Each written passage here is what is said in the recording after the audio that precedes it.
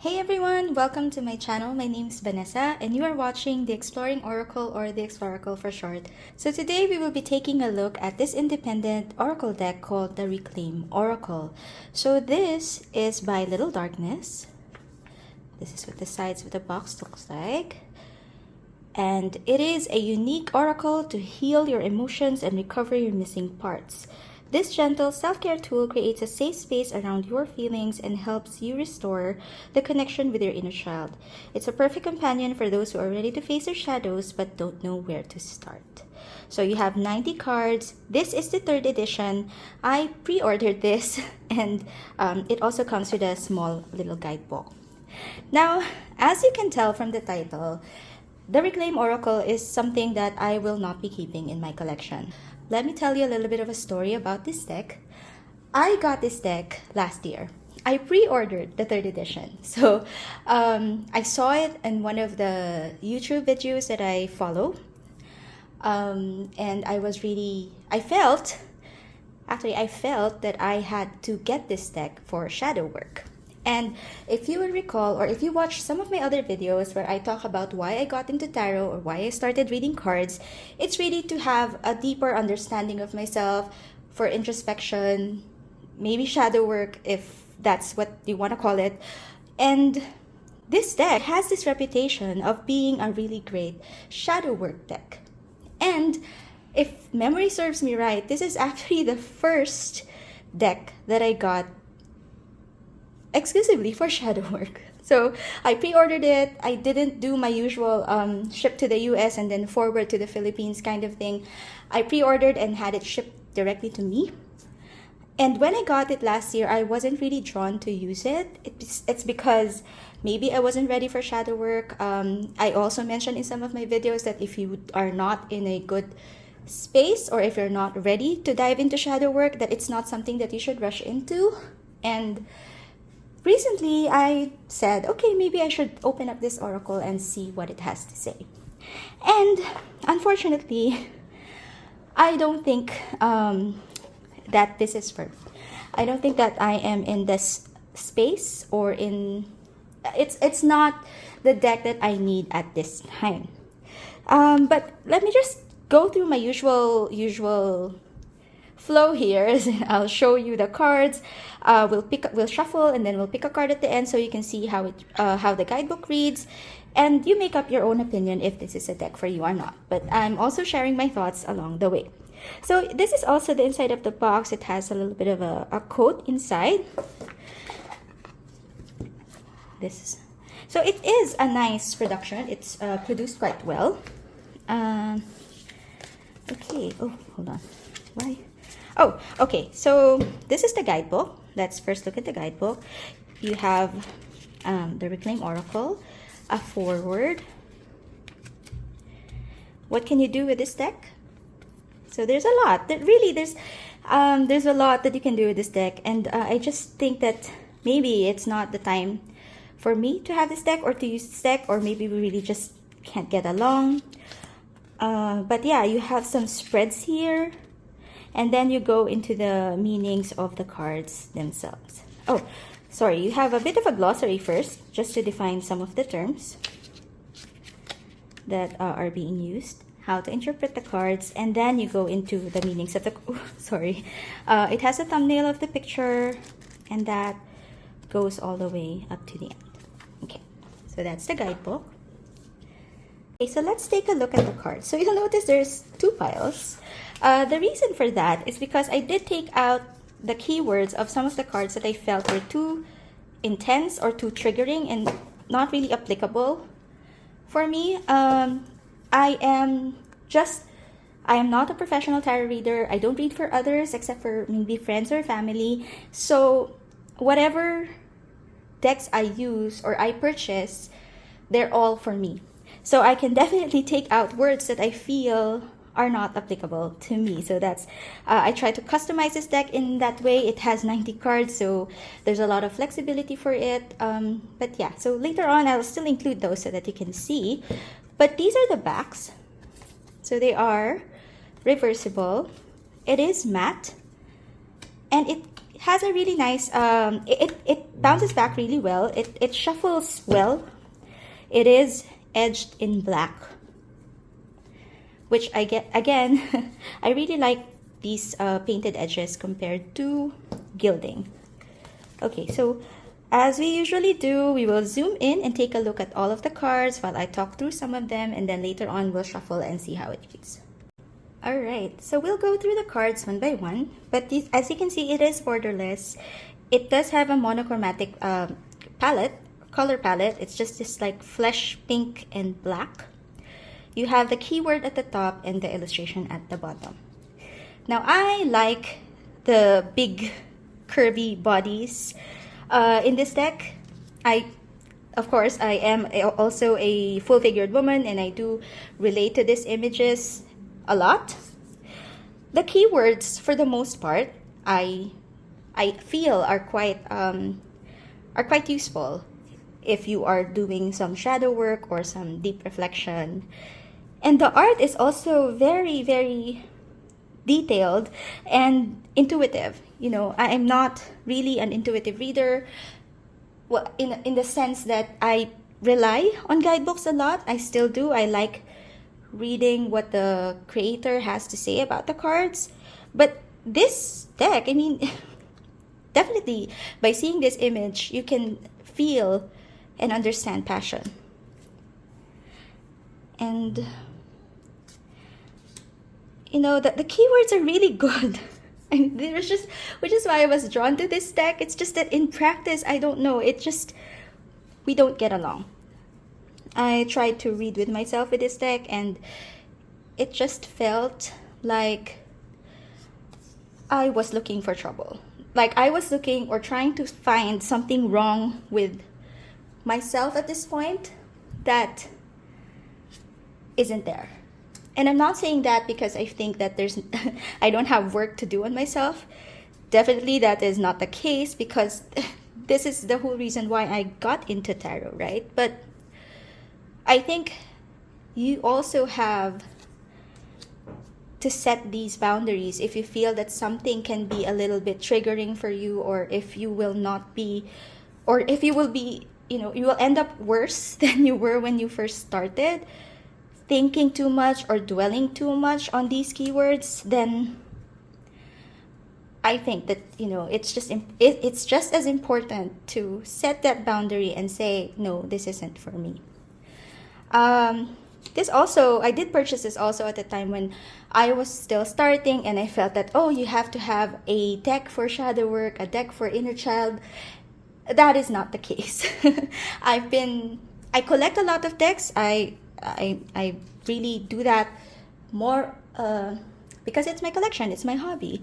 But you can use any deck that you're drawn to. If you just have one deck, you can use that for shadow work. You can use that for all of this introspection that you need. And I just get decks because at the time I had that income to funnel into this purchase, and I felt that it could be useful. But again, I do know when it's time to cut my losses or just find this deck a new home. It's, you know, the keywords are really good. It's just that maybe I'm in a good place right now. I'm in a space that I don't think that it's hard to explain, but it's like I don't think at this point in time I need to go into deep shadow work. Maybe that's the easiest way or best way to say it. And if I use this deck, it's like I would just dwell or think about things that I have gotten over or I have healed from and open up those wounds again. And I don't want that. And I don't think that is a good thing, or that is what shadow work is good for, you know? And maybe some other person would need this type of deck to help them process through those emotions, but I feel like I've done that before and I'm past it. And there's no reason for me to dwell to look into it again and dwell on it. That's the reason, that's the main reason I think why this deck and I don't get along. It's just, I don't think I should go look into those shadows that I have already healed from. You know, I've moved on, I've forgiven. I don't need to feel frustrated or, you know, I have my own coping mechanisms now as maybe compared to before. That maybe this kind of deck would just put all of those emotions and feelings up to the surface that I don't really need right now. There are also some really positive keywords: presence, hope, peace in this deck. And I'm sure that it will resonate with others, but you know, we all have our different experiences. And again, I just read for myself, so I am the only subject. But if you read professionally, this might really be a good thing to add to your arsenal or to your tools, because maybe a client would really resonate with it.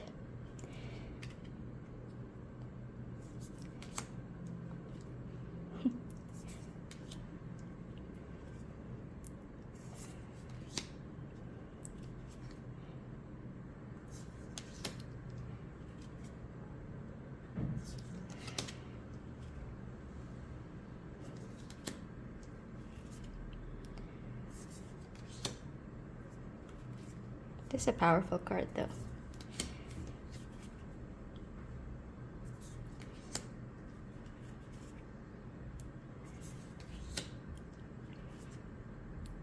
As always, you could slow down or pause if you want to take a closer look at the cards.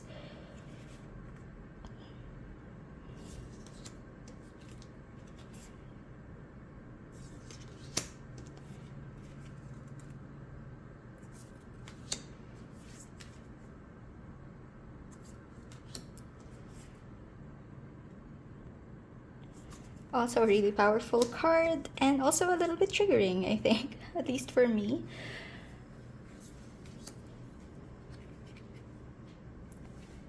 Alright, okay, so these are the cards that I took out from the deck because I felt that the energies were really a little bit too triggering or a little too intense or something that I don't really resonate with.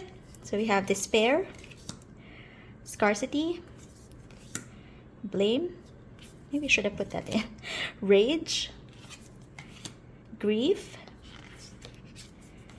betrayal, fear, shame, or it's like I feel that it's a duplicate, loss, revenge, unworthiness, defeat, and defeat. Okay, so those were the words, those are the cards that I took out. But of course, it would be up to you if ever you want to keep the full deck, or if you feel some of the words can be a little bit too triggering, then you can do what I did and just take them out. So let me zoom out and let's see how this shuffles, and then we'll pick a card and just see how the guidebook reads. Alright, so I zoomed out. So this is a deck of 90 cards, but the cardstock is flexible enough to let me have a pretty decent riffle shuffle, relatively. I don't really bridge this deck because it's a little bit too thick, and it's still fairly new because I haven't really used this. But I think that with time, I would be able to bridge it, or the new owner would be able to bridge it, because as I said, I will be rehoming this deck. Alright, so if it's in a smaller pile, you can riffle it a little bit better, and yes, you can bridge it. I think it just needs to be used. It just needs to be used a bit more so that the cards would soften up a bit. Side shuffle, it does stick a little bit. It's the type of mat that kind of clumps, which I also don't like. I think that's one of the reasons why I also don't feel like working with this deck much, because of how it shuffles. But yeah. Okay, so since I can't really get a decent jumper from this deck, I'll cut it and then get a card. Oh, yeah. I'll cut it and then choose a card. Okay. So we will be reading for humility. Humility. Okay, so it says in the book, humility is kneeling in front of a single flower, in complete fascination for its simple beauty.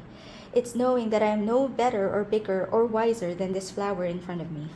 It's sitting quietly in appreciation of everything that I am and everything that they are. It's letting another soul share what they've seen and fit their wisdom next to mine, adding value to my reality. So that is how the guidebook reads. It's just like a short paragraph for each entry. And maybe that's also one of the reasons why this deck fell a little bit flat for me, because I think it would have been better to have like journal prompts or questions. I think you can purchase that separately on her website. I honestly think I did purchase it, but since I haven't used this deck for a long time, since last year, it's probably in my good notes, but I haven't really checked. This deck, I agree that it would be a great tool for shadow work, especially if you don't know where to start, if you're dipping your toes into it. But again, use it with caution, because you don't really know what emotions or feelings would come, or traumas would come rising to the surface, which you might not be ready for. I think that shadow work is a term that might get thrown around loosely in TarotTube, and honestly, I think that I have used that phrase a little bit loosely, but it's not a joke. Think diving deep into yourself and finding what shadows you hide, or what fears or what emotions you are repressing. It's not something that you should go looking for if you're not in the right headspace for it, or if you don't have a support system that can help you when these feelings do come out. So, and yes, again, I don't think that you need a separate deck for shadow work. This coming from a person, I don't want to be a hypocrite here, okay? I did purchase decks solely for shadow work, and I have backed Kickstarters because of it. And I feel that yes, they would be useful, but I don't think it's a need. That's why I honestly, maybe I should also add that I don't really have a lot of luck when it comes to oracles. I kind of rehome them oftentimes. It's just that I collect more tarot than oracle, because I think that tarot is really a lot more flexible. You can use it for anything, as opposed to a structure of an oracle wherein it has to go into this particular theme, and maybe that's why it seems like this deck is for shadow work, this deck is for inner child work or something like that. But you can work, or you can do shadow work with any tarot deck. Honestly, a funny thing is, one of the decks that I showed in this channel, the Playful Heart Tarot, it was something that I bought because I was drawn to the colors, but it actually triggered a lot of emotions for me that made me feel more drawn to work on my shadow than some other decks, or some other decks that are similar, that are colorful and bright and maybe even a little bit playful. But yeah, so I think that you don't need a specific deck for shadow work, but if you're drawn to it, I'll still leave the link to the website where I got this from if you are interested to purchase this deck. And again, these are just my thoughts. I created this channel so that I can have a way to share what I think about things that I purchase, what I like about them or what I don't like. And it might not be the same experience that you have with this deck, because I do know a lot of people love this deck, and a lot of people have gotten a lot of use from this deck and healing from this deck. It's just that I personally don't resonate with it. That's not a bad thing. So, anyway, I think I've rambled on long enough. This is the Reclaim Oracle by Little Darkness. And if you find this video helpful, please click on the like button and do consider subscribing to my channel. I post videos like this at least once a week. I'll see you again next time. Bye!